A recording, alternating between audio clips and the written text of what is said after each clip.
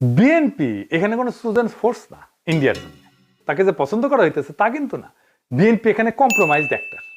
তার মানে এমন একটা শক্তিতে সে রূপান্তরিত হয়েছে যারা আসলে ভারতের সাথে একটা কম্প্রোমাইজ করছে।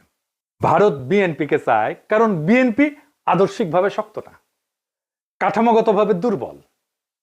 যেই দল 15 বছর টিকে ছিল নির্বাসনে, মামলা হামলা গ্রেপ্তার গুনখুনে, আন্তর্জাতিক সহানুভূতিতে, আমাদের মতো ইন্ডিভিজুয়াল অ্যাক্টিভিস্টদের মরাল সাপোর্টে এবং অ্যাক্টিভিটিতে, সে দল জানে ক্ষমতায় ফেরার জন্য কোথায় নতি স্বীকার করতে হবে। সে তারেক রহমান জানে তার বাবাকে হত্যা করছে ভারত, সে জানে তার মাকে ক্ষমতাচ্যুত করছে ভারত, সে জানে তার নির্যাতনও করছে ভারত, মাজা ভেঙে দিছে ভারত, তার মাকে জেলে দিছে, ইন্ডিয়া তিলে তিলে তাকে মৃত্যুর দিকে ঠেলে দিছে।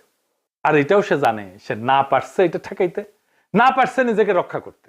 তাই এই কম্প্রোমাইজ তার শক্তি না, এটাই তার দর কষাকষির পুঁজি। দিল্লি